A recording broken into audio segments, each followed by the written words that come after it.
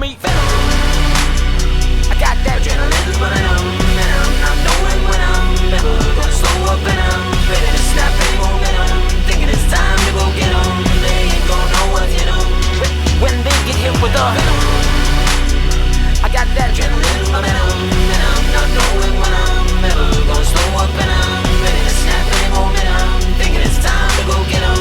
They ain't gonna know what's in 'em when they get hit with the. Hey everybody, welcome to Gootz's Disney Pod. We are on the road to Spider-Man No Way Home, and we are up to Venom on the countdown. And joining me to discuss the original Venom is Evan Williams. Evan, how are you, buddy? Good, brother. How are you? Good, I'm hanging in there. Evan was doing comedy in New York. Now he lives in LA. How's LA treating you? Pretty good, man. Pretty good. You know, I moved to LA like weeks before the quarantine, and so it was wonderful timing. I just went right inside, and luckily I like inside, you know. So I got some work done last year, and like made a bunch of sketches and like stupid stuff. But it's nice to see it kind of open back up, and you know, decide whether I want to stay here or go to New York. And here right now I'm in Atlanta. I'm staying at a friend's house because we're shooting a short film together. But Cool. yeah, LA's, you know, I think I like it. And have you been doing stand-up over there? Yeah, a little bit, man. A little bit here and there. It's more so been on the road recently. Like I'm doing a weekend with Mateo Lane in San Francisco next weekend. Oh, And then I'm doing something in North Carolina, which is where I'm originally from, at the Idiot Box in December. And then me and Mike Racine are co-headlining a few things in January. We'll be in Minneapolis and Chicago. So oh, dope. Oh, that's good that you're working again with Racine. I saw Yeah. Racine a lot recently. He's a good kid. He did both. He did on this podcast the animated Mulan and live action Mulan. So he's Oh, nice. He did. he's the Mulan expert. He's gonna come back for Mulan. Get out of too. here. Yeah. What did he think of the live action? He kind of didn't like it, but kind of liked it. I hate the live action. How did you feel with the live action one? Yeah, I watched it and I can tell you nothing about it. Like that's how memorable it was. Like Yeah, I can't believe they took everything that was fun about the animated movie out of it. Like it was just like anything that was enjoyable. They're like, no, take that out, take that out. It was just yeah, horrible. dude. Why is there no dragon? I don't know. I have no idea. Yeah, no dragon, no love. It was horrible. Yeah. But Evan, let's get to know you for a second for the listeners. What got Yeah. you into stand-up comedy? Just, you know, the same thing that gets us all into it, which is a rough childhood. Okay. You know, it wasn't a rough childhood. I had a family that loved me, you know, but it was dramatic at home, and I would use humor to cheer them up, and then I'd go to class and I'd be a clown, and I had good teachers that, like, instead of, you know, putting me in timeout, they like encouraged it a little bit, and I would do impressions of them, and it would make the class laugh, and then the teacher would catch me, and I'd think that I was in trouble, but then they would invite me to the front of the room to like do more impressions of them, you know, and I just always knew I wanted to do it. I saw people who were funny for a living, like Eddie Murphy and Jim Carrey and Robin Williams, and I was like, well, I got to do that, you know, and so I always wanted to, and then I got into drugs as a child, which is fun. As a child, I didn't know it was that young. Yeah, I was like, you know, 15, Okay. 16, and then I got sober at 19, went to rehab, and I mean, as soon as I got sober, I went to like an open mic, and there's actually like a sober person's coffee shop is where the open mic was. It was called Cup of Serenity, is where I did comedy for the first time, and I loved it, man. You know, that first time you have like a confidence, and I had also been like speaking at recovery meetings and stuff, so I'd already like kind of found my way around a microphone and like making people laugh. And so by the time I got to like an open mic, I knew a little bit what I was doing, and I had a bit of fun doing it in North Carolina, and I got a bit of an ego, and I was like, you know what, I should go to New York immediately. And I came to New York, and I bombed really hard. over and over again until I started talking about myself and stopped doing the silly stuff I was doing. I mean, I was 22, you know, Mhm. and yeah, New York taught me to like, you know, kind of make it autobiographical and nobody can steal from you if you're just talking about personal experiences, especially really specific ones like, you know, buying a snake on cocaine and raising a cocaine snake. You know, just I found these stories. They found a home in New York, and yeah, I was there for 8 years, man. That's how I got to know you, and it's how I got to know like all my best friends, and Yeah, you're it's what really got good. me You're in. close friends with Mike Lawrence, right? Am I getting that right? Yeah, yeah, big Okay. time, Okay. big time. Cool. Hmm. Yeah, um, he's a good fella. Hmm. He's out in LA, so I hang out with him pretty frequently. Yeah. And yeah, what did he and I just go see? We saw Venom 2 together. We saw Venom 2 Oh together. wow. Yeah, I'm gonna ask him to do Venom too because he's one of the only people who liked it. A lot of comics like it's garbage, and I'm like, it's not. What did you think of Venom 2 before? I know it's about Venom 1. I mean, I saw it with him. We both admit it's not a great film. You Hmm. know, it's a fun movie. Hmm. It's not a great film, I don't think. Um, Venom 2, you know, and I'll leave your next episode for most of the discussion on it. I don't want to step on your next episode, but Yeah. um it's weird, man. Those movies are weird, dude. And I love them for being weird though, like because they remind me of a movie from like 2002. You know, Yeah. those movies feel like they came out in between Daredevil with Ben Affleck Hmm. and like Blade 3. You know, like Yeah. yeah, Well, the weird thing is, and I want to talk a little bit more before we get into the movies, but I just want to say, like, yeah, I think because they can't use Spider-Man, Venom is just weird without Spider-Man. It's a I weird know. concept without Yeah, Secret it's Wars. super weird. It is, and I think that the reason why I like the sequel more than the one we're gonna talk about today is that they lean into that. They're just like, you Yeah, know they what, do. this is fucking weird and stupid. Let's just go with it. Yeah, Mm-hmm. I don't know. I don't know how much of it is that they knowingly lean into it because it's stupid, Mm-hmm. and listen, Tom Hardy is one of my favorite people, and probably the most handsome person on the planet, and Mm-hmm. and a really good actor. But he in some movies, man, he's kind of goofy, you know, and Yeah. like and he's a producer on this, and he's a writer on this, and so I think that I don't know how much of it is self-aware. I think that like I don't know, man. I mean, I think Tom Hardy is just like Tom Hardy's weird, kooky thing that he needs to make into a movie, and it Mm-hmm. just so happened to fall into the Venom property is like where Mm-hmm. he was able to like finally do the things he wanted to do, like that weird scene in Venom 2 where he goes to a rave and he like comes out of the closet. I mean, that was like, I mean, he did. I don't know if he came out of the closet or what that joke was, but he Oh said, "I'm yeah. coming out of the Eddie closet." And I was like, "What just happened?" I mean, if Venom is gay, that's totally okay, and it's great. But it was just so That's great. strange. It was It, so strange, man. yeah, it is, and yeah, we got a lot to talk about today because I We got a lot to rewatched the. talk about. We have a We lot to got a talk lot about to talk about. now. We'll get there. Maybe I'm wrong because I thought this about Scott Chaplin, and he was like, "No." Were you into comic books as a kid growing up? Were you Yeah, into that? You were. not Okay, good. All right. not until like I was always into like cartoons Mm-hmm. and superheroes, and you know when Spider-Man came out, I was like uh probably like 11 or 12. Okay. Um, so like I grew up with Spider-Man, you know, but like in a different way than you grew up with Spider-Man, you know. Yeah. And you're not that much older than me, but like just enough that like you probably didn't. You know, I'm 32. You probably didn't have like the live action stuff. I mean, you finally got like Blade and like you know the X-Men. Mm-hmm. Um, but for me, I watched the movies before I got into the comic books. I watched the cartoons and the movies before I got into the comic books. I tried to get a comic book one time. I didn't understand how they worked. So I Mm-hmm. just went and picked up like a Green Lantern and I started reading it and I was like, oh, I am in the middle of a story right now. Like I didn't realize that like, you know, It's there are serialized. Yeah. issues of a greater story. Like a graphic novel is a graphic novel. And then the things that I thought were graphic novels were just collections of like a bunch of like, single issue comics. And so I picked up this random issue of Green Lantern and I was like, what is happening? Am I stupid? Like, what is going on? Like, I have no idea who these people are. They're talking to me like I know who they are. And then I learned like how it works. And so I started getting like, collections of them. Like, what's it called, man? Not a graphic novel because it wasn't written trade as a graphic paperback. novel.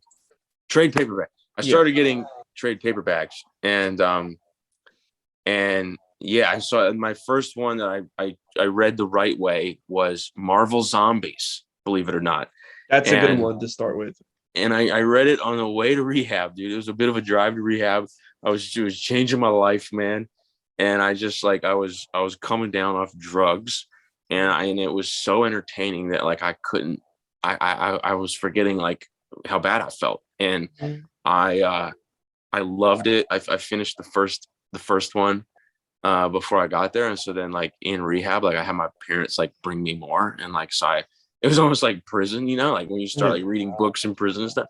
So like I read like Marvel Zombies 1, 2, 3, and Marvel Zombies versus Ash and the Evil Dead. Oh, that one I've never read. Is that good? That's the only one I haven't read. It's fun. I'm a huge Evil Dead guy. So like and Sam Raimi in general. And so I love that character. And so it was fun to me, but yeah, those were the first comics I read. So that was like the ones that I read seriously. And that was 2008. I was 19. Okay. Wow. Cool. And did you ever get into Spider-Man, like reading about him, Spider-Man and Venom? Did you ever get Of course. Yeah. Okay. I read the Spider-Man Venom stuff and then the Carnage stuff, like the black suit and like, and I love that. And I love, Craven. What was Craven's Last Hunt? The Final Hunt, the Last Hunt. Yeah. Yeah. From the 80s. That is one of the best stories. Yeah. Yeah. All that black suit stuff. I love a lot. And I loved Venom. I always have. I have like probably 7 Venom action figures, like all from Marvel Legends and stuff. But I'm a big Marvel Legend collector. Oh, so you're into figures too. Okay, this is cool. All right. Oh, big time, dude. Yeah, big time. Yeah, I've got like a couple hot toys and probably 400 Marvel Legends over the past 8-9 years. Wow. When I got to New York, what's up? Do you open them? Oh yeah. Okay. Yeah. I am not an MOC collector, my man. I cannot keep them mint on card. I have to hold them in my hand. I have ADHD, so like I need to hold things. I need like tangible things in my hands and like to set them up in scenes and stuff. And like, I have a Castle Grayskull, like a giant, like a new Castle Grayskull, like one that was built for like 6-inch figures and stuff. Okay. I play with toys, bro. Like I set them up and like, they don't always talk to each other. Okay, I don't go that far all the time, but I do set them up, and I love action figures very much. So yeah, and it wasn't until I got to New York and I met comedians, and I was like, oh, I didn't have to grow up. Like when I was like 13, I stopped watching wrestling and I stopped collecting toys. I thought it was because I was supposed to grow up, and I meet these comedians. And every comedian loves wrestling. It's just like across the board, we all watch wrestling. Yeah. And I was like, this is great. I love this. I met Greg Stone and I talked to him about Marvel Legends. He was like, you collect Marvel Legends? I was like, I have a few now. I'm getting back into it. He was like, well, I have 1,000. Come over to my house. As I went over to his place and he just had so many toys. And he and I he became like my best friend. And yeah, big toy guy. And at this point I've read a lot of comics, but not anywhere near as much as you and Mike Lawrence. I mean, you guys are an encyclopedia. If I ever have a question I need answered, I know, like if I was on Who Wants to Be a Millionaire and they asked me what Aunt May's middle name was, I would definitely call you guys. I think I forgot that actually. Jesus. I haven't read that many. I just recently read Death Metal, DC Death Metal, which was just so ridiculous. But I haven't read that many books lately. I've been reading actual books for the first time in my life. But I just read the Batman. I think it's called The Last Night, like Knight. Okay. Yeah. Yeah, was that part of Death Metal or was that like a separate storyline? Because I just read what I've also read the White Knight, not recently. It was like, but that was like one of the other ones. Oh, I heard Where that one's great. Joker Greg, sues Batman. Did you read that one? no, Greg told me it was great. Mhm. The one I'm talking about is the one where like he's like in an insane asylum uh and they're basically it's like Shutter Island almost. They're trying to help this guy realize he's like not Batman, but he's like, I swear I'm Batman. Like it's Bruce Wayne and like all of the doctors are like they're drawn like the Joker and Scarecrow and Oh the wow, Riddler okay. and like the bad guy is like a giant monster Bane with Scarecrow is like kind of controlling Bane. It's great. Mhm. Okay, that sounds interesting. My thing with DC Comics is I kind of look up what they're doing every week, and they basically have become just Batman. Like the company's now just everything's Batman. Yeah, Every book is Batman. Joker has an ongoing. Harley Quinn has like 3 books, yeah, and I love Batman. Don't get me wrong, but I'm like, you guys could be monetizing your other characters just yeah. as well. I mean, look at Marvel this weekend with Eternals. I would have never thought anyone would give a rat's ass about Eternals, and Especially after getting bad reviews. yeah. Yeah, Well, you know what I but learned? people showed up. Yeah, well, you know what I learned? Because like, and even like, I don't even think you're part of this generation. Like, they keep people younger than us. They have enjoyed every Marvel movie so much that they will go to anything Marvel makes with an open mind. Whereas like 20 years ago, you put out a Eternals movie, most people be like, I don't want to see that shit. Yeah, Now, I know I didn't really like. Did you see it? I haven't seen it yet, man. Yeah, I which is hated it. crazy, dude. I mean, I've gone to every Marvel movie a Thursday night at 8 p.m. Me too. This was the first one I Yeah, went a different day. Yeah. yeah. And part of it's just been traveling. Like I'm here in Atlanta shooting something and it's been really busy. Mhm. But I'm gonna see it in theaters. But the fact that I didn't see it Thursday night opening night is like it's wild. I mean, a part of it had to do with the reviews. I don't usually listen to reviews, but it's just I wasn't interested in it in the first place. And Mhm. then I saw those reviews and I was like, yeah, that lines up with what I thought about the trailer. I'm still gonna go form my own opinion, but and also the runtime, man, it's 2.5 hours, and it's like And you feel it, man. I don't know these characters. You're giving me them right away for 2.5 hours. Like what? Yeah. Like that's a wild move, man. Recently, every single movie is 2.5 hours. Like almost every single movie, definitely every Marvel movie is two Mhm. and a half hours. Mhm. But Venom knows its place, Well, man. Venom 2 does. Venom 2 does. Yes. Venom Well, 2 was a tight 90 minutes. yeah, it was less than 90 minutes. It was Yeah. 86 minutes, man. And that's with credits, which means that Mhm. like it's like an 80-minute movie, dude. Yeah. Which is amazing, dude. That can still exist. We can still do that. Yeah, I remember You people don't complaining, and I'm like, what? Do you really want to spend 3 hours with Venom? Like, let's get the fuck out of here. Let's get out. I loved it. know. Also, I just don't know if I see him as Venom. I mean, I see him as Venom, but it's hard to see Tom Hardy as Eddie Brock. Like he doesn't feel like Eddie Brock to me. Like it, No, it and I feels like love a weird. Well, let's get into it right now. Let's since yeah, we're kind of dancing around. Let's fully get into it. Venom yeah, 1 is the topic. yes. What did you think? I just recently rewatched it for this podcast. What did you think of Venom, the original Venom from 2018? hmm Um I have seen it probably 6 times. Wow. Yeah, I'm a little fascinated by it. I don't love it, but I'm a weird guy with movies, I will watch things that I know aren't great, but I love something about it, and so I'll watch it like a bunch of times because it'll become like a comfort food, like. Mm-hmm. And I even do that with like some of Snyder's stuff. I don't want to start a fight here. I know that I know that enjoying Snyder is a very blasphemous thing to a lot of people. But the thing about Snyder is I love his shots and I love just kind of the darkness of it. And I know that it's not the way Batman is supposed to be portrayed. But when it comes to like an alternate take on something, it's interesting to see because that's what DC is doing now anyway. Like with their comic books, is like all these alternate takes, like White Knight and like all this stuff. So anyways, that's aside from the point. There's something about Venom that I can't deny. I keep coming back to. And it's not good writing. I mean, there's one moment where Tom Hardy, Eddie Brock, I'm going to call him Tom Hardy because to me it's not quite Eddie Brock. No. Tom Hardy breaks his legs and then Venom, fixes his legs and jumps into the water and he comes out of the water and he lands on like a buoy or like a pier or something. And then the line is, my legs, they were broken and now they're not broken. That's the line. Okay. Yeah. Which no one would ever talk like that. We were just shown it. And now you're telling us what happened in some of the worst dialogue I've ever heard written. But because Tom Hardy is Tom Hardy, it's delivered in a way that I don't fully hate it. But on paper, that's really bad writing, Oh yeah.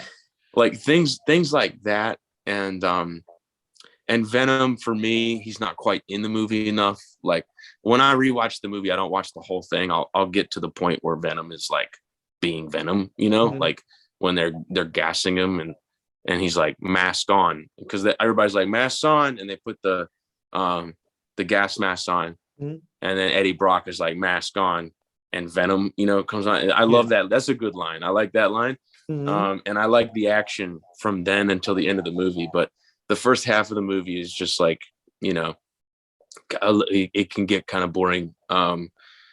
But yeah, I mean, Tom Hardy's doing some weird shit.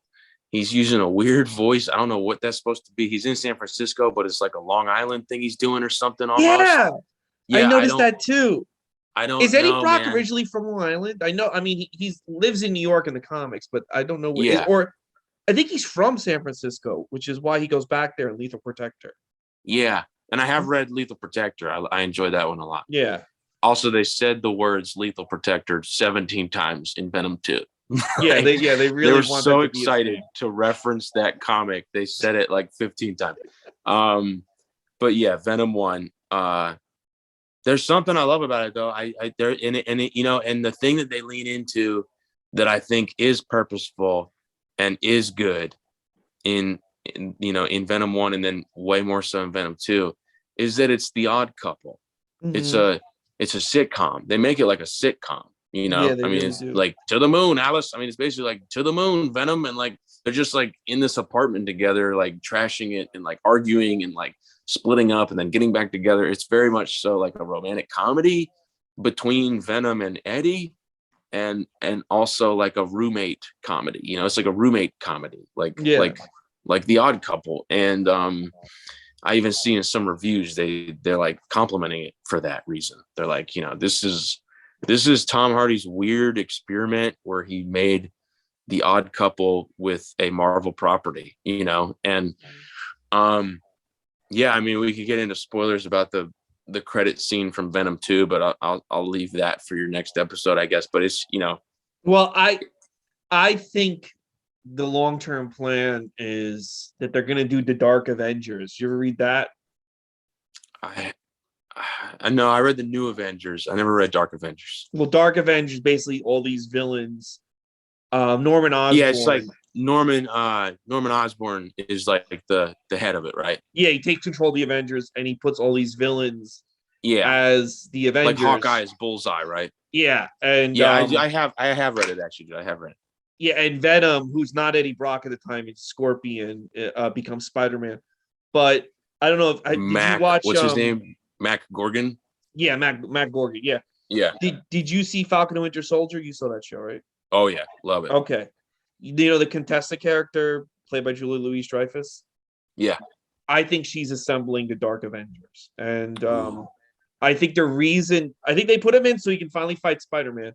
But I think the other reason they put him in the MCU is so that he can, because they realize if they do Dark Avengers and have Tom Hardy as one of the leads, because everyone else is kind of not a big actor.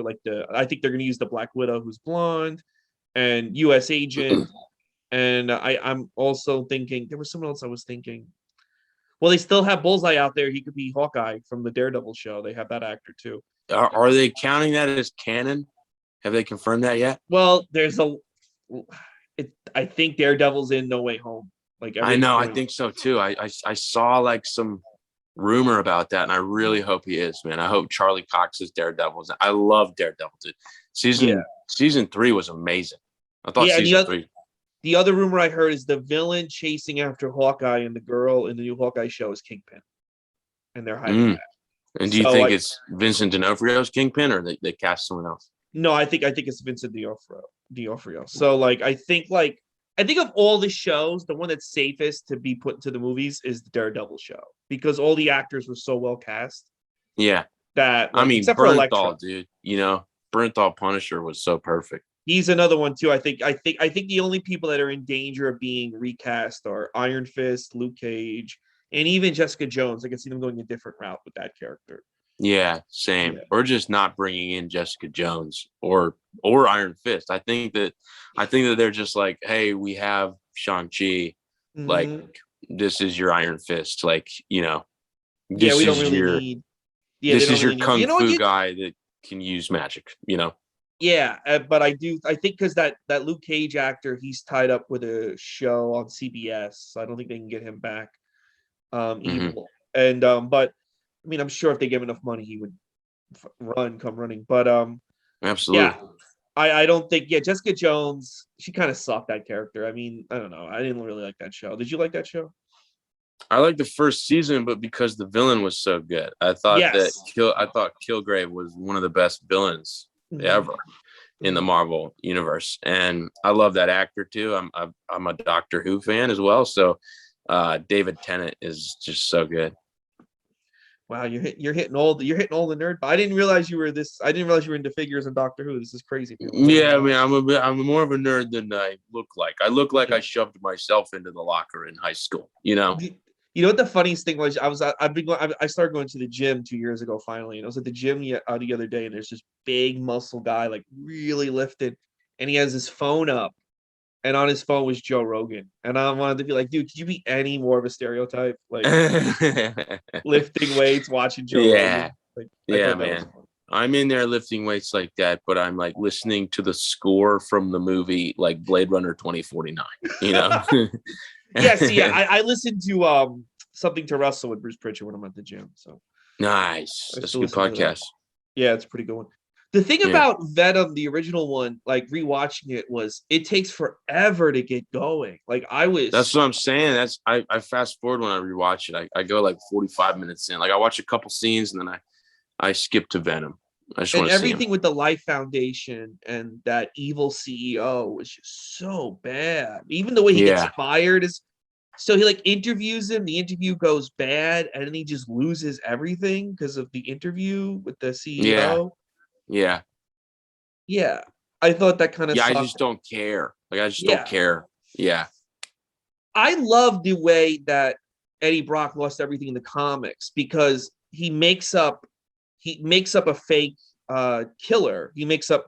Do you remember how he loses everything in the comics? I don't remember, no. There's a serial killer going around called the Sin Eater. And the Sin Eater just goes and just shoots you with a shotgun, which is kind of like very dark for Spider-Man. He's kind of based, I think, off Richard Ramirez. Yeah, it's kind of like the Zodiac Killer or something. Yeah. Yeah. And Eddie Brock just takes, like, he doesn't really have that much evidence, but he just goes like, so-and-so is the Sin Eater. And the guy gets arrested, and he's like the greatest reporter in town. Everybody loves him. And then the Sin Eater murders Jean DeWolf, who was Spider-Man's police contact. And then Spider-Man catches the real one, and he loses his job. And I thought that was way more powerful because later on, when he becomes a hero, it's almost he's making up for, like fingering the wrong guy and allowing a serial killer to keep going. Yeah. And I think it would have been more powerful if they did. I know that would have been a dark thing to do in the movies, but I think it would have been way better to have him out the wrong guy as a serial killer, and then like the guy keeps killing, and then as Venom, they got to catch the real serial killer. I thought that would have been a bit better. I think part of that is like, that's a really compelling story, but like those movies really do try and cram a real quick. They try and pump out a real quick movie with those, and I think that like that would take up too much time, maybe. And so if you just see him bomb an interview, then like that's just quicker and like maybe enough in their minds. But I mean, what you just said was way more compelling. Yeah. Because The cool thing about the Venom storyline in the comics is you have all these random elements coming together. You have like the serial killer, you have the police chief that the police detectives from Spider-Man getting murdered, you have the Secret Wars, you have the alien costume, and then everything comes together.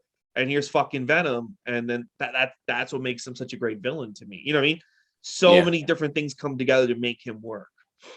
Yeah. Mhm. Totally, man. And the movie without Spider-Man and stuff like that, it just Do you I don't think know. that do you think his like white veins will form a spider once he is in the presence of Spider-Man? I think so. I think that like that's how they'll play it, is like his obsession for him is so strong that like just the logo like formulates on his chest, you know?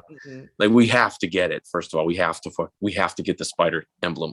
Oh yeah, on he has Venom's to have chest. that. Yeah, it just looks like I like the Venom design, but do you have, by the way, the movie Venom Marvel Legends, which I have? I do. Yeah, I do. Yeah, I love the figure, but it just looks wrong without the white It's spider. a great figure though. Like I wish the other figures had that texture and that like veiny, you know, texture. There's a Build-A-Figure that has some good texture, but a lot of times with a Venom, you know, you get like the 80s design, so it's just it looks more like a suit he's wearing, and so there's no texture, which I love the classic look. I love the classic look of Venom, especially when he's smiling, you know, just like that smiling head, that giant, you know.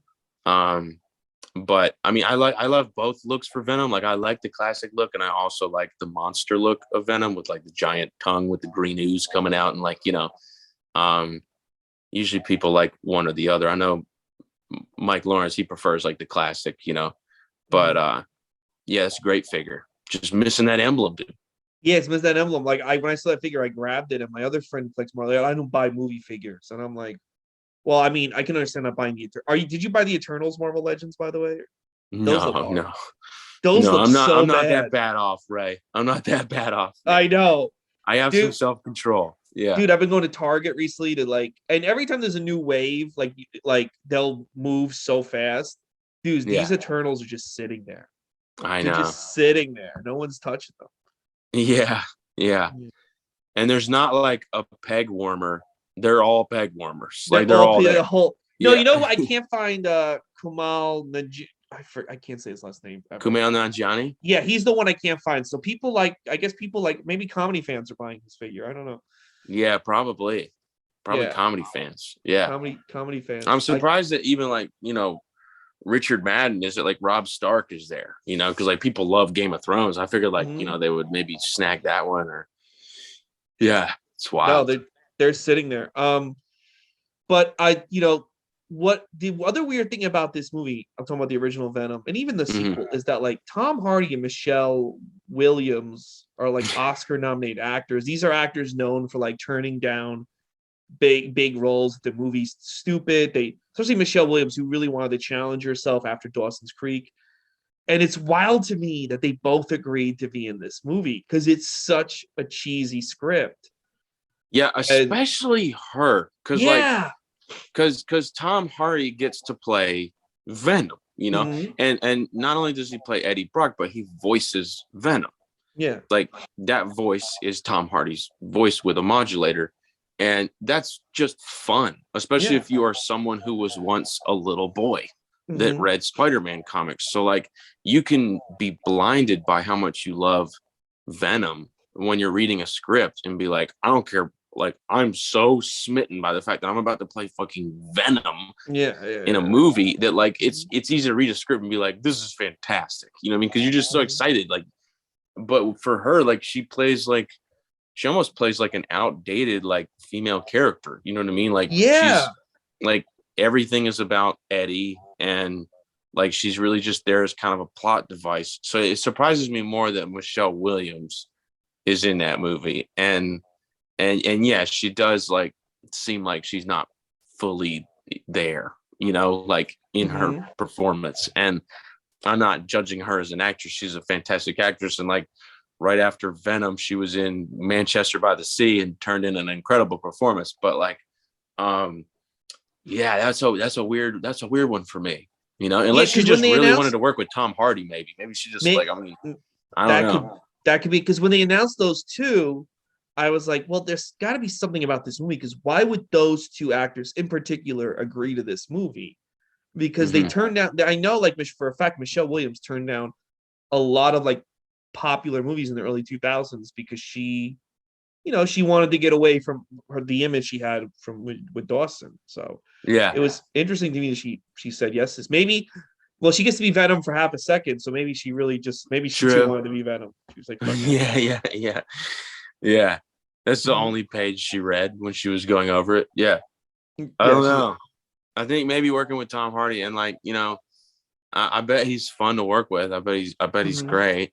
And like what I love about the second one is that it's directed by Andy Serkis. Like I love Andy Serkis. And Oh yeah. I just like root for that guy. He's so likable and he's done so much for Hollywood. I mean, any motion capture is owed to him. Like, even after Lord of the Rings, like he was the mentor for anyone doing motion capture for like years. Like Yeah. when it was still new, like they would bring Andy onto a set and be like, Andy, can you help us out? Like these actors need to know like, how to do motion capture. So like he was cast in the Marvel universe, like partially just to like also be there to help people like Josh Brolin be able to play Thanos, and like, and like the people playing Thanos's Black Order, like they were people who had worked with Andy Serkis before, like the big guy, like I don't know his name, but he's like a big ogre. Yeah, like, I know the big guy gets his arm chopped off. The Doctor Strange's portal. Yeah, he was one of the apes in Planet of the Apes with Andy Serkis. So I know he learned a lot of mocap from Andy, and like, he's just a legend, man. Like he, the same way that like there's people in Hollywood who don't get Oscars until they're like 60 and they're given a lifetime achievement Oscar because like the kind of movies they were in, the kind of roles they didn't garner Oscar nominations because they weren't like boring dramas, like Jackie Chan finally got an Oscar, but he needed to get it in the form of a lifetime achievement, and it's like because they would never nominate an action comedy, which is stupid. Like we should also nominate like stuntman and like action comedies, like because that's a skill in its own. And Andy Serkis will get a lifetime achievement Oscar, and he just has given so much to the industry. So I love that he can have fun and make a movie like Venom and just like sit on the other side of the camera and work with Tom Hardy and stuff. And you can tell watching that movie that they had fun, and when the filmmakers have fun and the actors have fun, I'm having fun watching that movie. It's got all sorts of problems and the writing is not amazing. But I do feel like it's better writing than the first one. I'll have to give it that. Yeah, totally. The first one. I agree. I gotta tell you the reason, the moment I realized like I really like Venom 2 is when Eddie Brock sits down to read the letter by Cletus Cassidy, and they do this 2D hand-drawn animated sequence of Cletus Cassidy's life as he's reading it. And to me, it's like that's such a unique thing. You don't need to do that. That's such an off-the-wall choice that this movie is just committing to being fucking weird. Like it was beautifully drawn. I think it had to be hand-drawn animation, not CGI. And it was just fucking, it was like, look at little kids' drawings. It was just fucking great. And it was such a unique choice. And that's when I just fell in love with Venom 2. I was like, if you can't appreciate that type of originality, I don't know what to tell people, Yeah, man. And just some like set pieces that felt like, again, like early 2000s, like, the Spider-Man 3 type stuff. Like Spider-Man 3 is not a good movie, but it has good scenes and it has good fight scenes. And like that final set piece where Sandman is like that entire like structure. And like you got Hobgoblin, or New Goblin or whatever you call him, flying around. And like, there's like a taxi cab hanging off of something and like Mary Jane's in it. These like giant set pieces that we don't get enough of anymore. Venom 2 had that in that one scene where Carnage was like escaping and it was like they're in a car and it was like hanging off all the symbiote and like there were cops shooting at. I mean, I don't know. There's good set pieces and the final action, battle like, in the church. I know we're supposed to talk about exactly. Venom. I know we're supposed to talk about Venom 1, but keep going back because I really like Venom 2. The fucking the fight scene in church, I loved it. I loved when Venom just doesn't want to fight. He's like, this guy's gonna kick our ass. Let's go. Like I really like that choice. Yeah. That stuff's great. And then like, so here's a big thing we're forgetting to talk about is they are criminally rated PG-13, man. Yeah. That's a big problem with these movies, man, Mhm. because Venom is a cannibal. He's eating humans. He's Mhm. biting off their heads, and no blood is coming from their neck. Like there's these giant like Carnage. His name is Carnage. He is causing carnage. He's impaling people, beheading people, eating people, and there's no blood. And it's so strange. And deaths that are big and should happen on camera happen off camera. And it's just, if he bites someone's head off, there's like a shadow perfectly over where the head is bitten off, so you can't see that it's a bloody situation. And it's just that part's a shame, man. That part's a shame. Like the big moment at the end of Venom 2, where he's just like, nah, let's just eat him. Like, Yeah, fuck that's this great, guy. and Yeah. would be so much better if we saw like some blood there. You know what I mean? Or even just symbiote. Like it would be red symbiote. So I guess like the rating system would like count it as blood or something. Like I don't know how the MPAA works, but it's yeah. Yeah, no, That part's that's the weird to me. weird thing about these movies. Let me going back to Venom 1. What did you think? Because this is a scene everyone talks about. People either love it or hate it. The scene in the restaurant where he falls into the lobster, or he's becoming Venom. He falls into the lobster tank and starts eating the lobsters, like just biting into them. What do you think of that scene? Because so many people out there have so many. That's a pretty famous scene now. I think it's the most famous scene in the original Venom. People reference it all the time, at least on Twitter. Yeah, I love it. Yeah, I love yeah. it. It's so over the top, and it was the moment that I said, "This is Tom Hardy deserves this." Yeah. He has shown that he is an incredible actor. He's been nominated for an Oscar, and it looked like he didn't even give a shit that he was nominated for an Oscar. He just loves acting. He has almost frozen to death in The Revenant. Like he's done the hard stuff, man. Like let him have some fun. Yeah, let him Let go to the him lobster play an odd couple, alien human couple, tank. and with bad dialogue, who jumps into a lobster tank and acts like an actual Looney Tune. You know what I mean? Like that's when it went full Looney Tunes, and I was like, good for him. My other problem with the first movie, and it's a kind of retroactive problem, because I really like Carnage in Let There Be Carnage. I really Yeah. did enjoy that.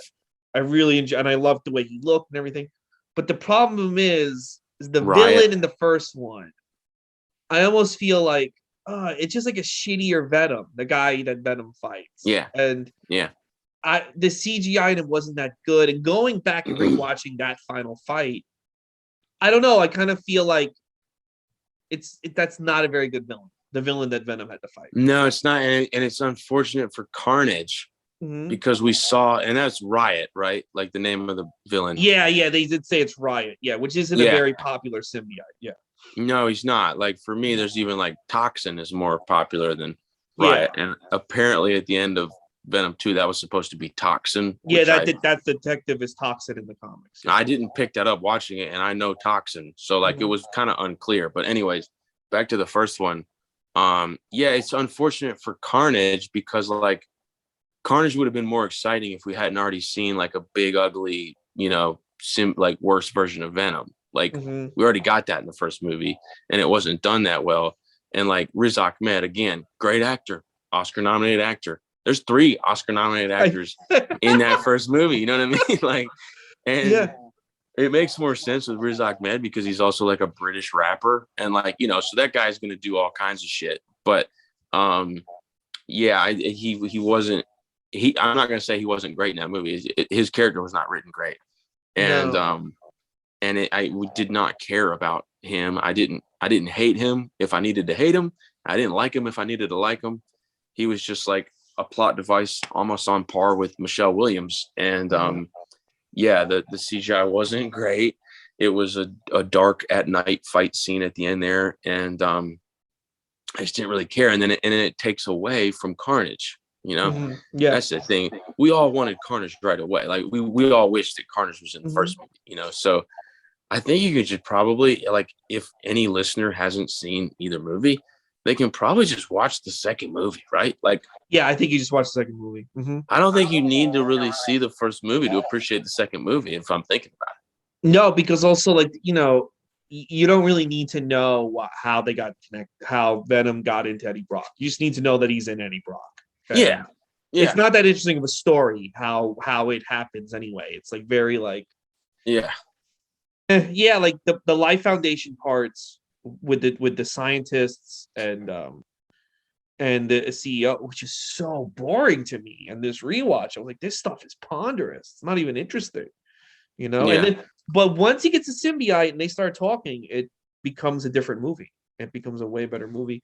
Yeah. And I love the fact that Venom goes, "I'm kind of a loser on my planet," which was another thing that's like, wow, that's another wrinkle they're adding, which didn't expect. I don't exactly hate it, but I did not expect Venom to like be like, yeah, I'm a loser, Yeah. I like that. I do like that.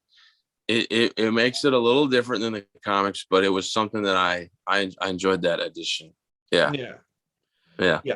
Yeah, that was pretty good. And then of course, the after credit, which I only thought was in the theaters, but it's also on the Blu-ray version of the movie. The after credits is a scene from Into the Spider-Verse, which is what I'm going to be Right. covering next week. Did you ever see that movie? What do you think of that film? I mean, it's perfect, man. Yeah, that's a great movie. Mm-hmm. It's fantastic. It might be the best Spider-Man movie. I think it might be the best Spider-Man movie. I mean, I think you might be right. Yeah. There's moments of, there's a lot of moments in Spider-Man 2. And personally, I thought that like Andrew Garfield was like a pretty solid Spider-Man. Like I thought he was a good Spider-Man. Like in Amazing Spider-Man 2, when he's like webbing a guy to the wall and he's like doing a backflip and he's making fun of him and stuff. I thought that was like one of the most Spider-Man moments ever. And like at the end of Amazing Spider-Man 2, when he's helping the little kid that thinks he's Spider-Man, and like, he like webs a sewer cap and like swings it at Rhino. Like that's very Spider-Man. And so there's moments of those movies I like. And, Michael Keaton, the car ride scene to the prom. Oh, I talked about that last week on the podcast. What an amazing scene! One of my favorite amazing, ever. Amazing scene. And Mysterio, amazing. The Mysterio illusion scene with Tony Stark, like zombie Tony Stark. I can't wait to rewatch that. Yes. It's fantastic, man. So there's moments of all those movies that I love, but Into the Spider-Verse from beginning to end is like, I think, the best Spider-Man movie that we have. You know what I like about that movie so much, and this probably have a lot of superheroes, like, and even look at a lot of, even like Transformers. Like, I feel like superheroes only go to a certain point. Like Superman lands on Earth, and then he fights crime in Metropolis, but there's never a then what? Batman, his parents get shot and he becomes Batman. There's never a like, what's the next step? And I felt like Into the Spider-Verse was a very logical next step for Spider-Man, Peter Parker, and Miles Morales. Whereas like Peter Parker was inspired by Uncle Ben, Miles Morales is now inspired by Peter Parker, and it felt like a worthy successor. I think they always have a hard time being like, okay, and then after Bruce Wayne, this guy becomes Batman. They always have a hard time doing that. And I felt like this, and I love Peter Parker and Spider-Man. This was the one story where I felt like you naturally evolved the Spider-Man concept and gave it to somebody else, and it was perfect. Yeah. Yeah. I think it's the best that's happened for me personally since like Batman Beyond, Yes. Which I also thought was a great evolution of the Batman character. Exactly. Yeah. Yeah, I love that. Yeah. I love that movie, man. Yeah, so that was fun. I didn't realize that's still. So I guess Into the Spider-Verse is in the MCU too, because if it's in the movie Venom, and Venom goes to the MCU. So it's crazy. Yeah, I don't know if it can. If it's in the post credits and Venom's not involved, like, is it the same? I don't know. But it says meanwhile another universe, so I don't know. Damn, true. Yeah. We'll see. I mean, the multiverse is open, man. So yeah, who knows? And so let me real quick before we get out of here. Are you excited? Are you pumped for Spider-Man No Way Home? Yes. I am beyond excited. That's why I'm doing I can't help myself. Yeah. I mean, I'm gonna be excited no matter what. Like, it's Spider-Man, it's Alfred Molina, it's Willem Dafoe, even Jamie Foxx. Like, I've given him a chance to be a better Electro. And dude, I think I'm most excited for into the multiverse of madness. Doctor Strange, the multiverse of madness, because like whatever's about to go down in Spider-Man, which is something very big. I mean, it's the biggest thing since Endgame for sure. Yeah. Is gonna only be that much more fun in Multiverse of Madness. And Spider-Man is for sure gonna be in Multiverse of Madness, and he's gonna be directed By Sam Raimi. And Yeah. it's like, it makes me want to cry, dude, because I love Sam Raimi from the bottom of my heart. Like when I went to Comic-Con, I sat front row for the Ash versus Evil Dead panel. Like I watched him and Bruce Campbell go back and forth like two hilarious comedians that had worked together a billion times at these cons. They were so quick. They were so funny. Evil Dead made me want to make movies. Spider-Man made me love comics. Like, and then he got fucking heartbroken, man. And he couldn't do Spider-Man 4. And he had this, like, he hadn't been able to watch a Spider-Man movie for like 10 years. He's so sad about losing Spider-Man. And now he's going to have Spider-Man again. And I can't wait, dude. I'm so excited for him. I'm so excited for all of us. It's the best, dude. It's the best. I've heard. I have a feeling they're gonna have some major surprises for Multiverse of Madness that they haven't divulged. Like I think like some other actors are coming back that we don't know about. Like I wouldn't be surprised to see Nicolas Cage as Ghost Rider. I wouldn't be surprised if you see Patrick Stewart as Professor X. You know. Yeah, dude. Yeah, it's gonna be enormous, man. Yeah. I mean, we might even see John Krasinski walk out as Mr. Fantastic. I don't know. That would be great. See, that's the thing that annoys me about Eternals. It's like, man, I just want to see the Fantastic Four and X-Men, and I even want to see X Factor. Fuck it, give me the fucking what's the really obscure team? Give me fucking Ecstatics. All right, like I don't want to see the Eternals. No, I don't care. Yeah, I don't care. It's like when they tried to push Inhumans on us. Because like we couldn't have mutants, so like here are these mutants, they're like technically mutants, and it's like I don't care. I like Black Bolt, like that's cool. I want Wolverine and Cyclops, and personally my favorite hero is Beast. I want Beast, you know. Do you know the original version of Endgame? What I heard was at the end, when they were still being like, we are going to make the Inhumans new X-Men whether people like it or not. The end of Infinity War was going to be the Inhumans revealing themselves to the Avengers who were left, and then the Inhumans were going to defeat Thanos in Endgame, and to basically say to us, "You're going to fucking like the Inhumans, like you assholes are going to be into the Inhumans by the end of these two movies." Thank God they didn't go down that road. Thank God, man. Yeah, I remember when Inhumans was on the schedule, and then they took it off the schedule. I was so happy. Yeah. But I do think the Inhumans would have been better than the Eternals. I got to be honest. Eternals is pretty bad. Damn. Yeah. I'm not looking forward to seeing it. No, I'm gonna go see it like it felt job, like I'm clocking into a factory job. Exactly. You know what I mean? Like that's how I felt. Like, yeah. Here we go. Yeah. Jesus. Evan, this has been fucking great. I'm so glad to catch up with you, talk to you about comedy, same, man. It's good to catch up with you, brother. Is there anything you want to plug before you get out of here? How can people find you on social media? You can find me on Instagram and TikTok at It's Evan Williams, ITS Evan Williams. And I have an album. It's called It's All Embarrassing. It's available everywhere. I make short films. Just like go follow me on stuff. I talk about it there and where you can find them. And yeah, man, it was good to be here, dude. Thank you. I just remembered you opened up for me during my album recording 3 years ago. I did, man. Awesome. You did great, brother. Thank you, man. That was a great time. Yeah, I have an album too. Go down swinging. Please subscribe to the podcast. What's up? What happened? Go listen to Ray's album right now. Yeah, listen to my album, you assholes. Please subscribe to the podcast. Follow me on Instagram and Twitter at Ray Gootz, and follow the podcast on Instagram. Gootz isn't he pod. Evan, thank you so much for being here. Next week, Darren Williams will join us to talk. Another Williams. Gee, it's the Williams mania. Well, I have a funny story for you. Can I just tell you a really quick story that I've never told you before? Yeah, man. And then we're going to get out of here. So there's a guy in New York who does bringer shows called Evan Weiss, right? And have you ever heard of him? What's his last name? Evan Weiss. I have heard of his name. Yeah. He's a fat, stocky, but he's like the king of bringers, and every comic hates him. So every now and then, not so much anymore, but like right when I first met you, I would log on to Facebook and comics make a status just ripping into him.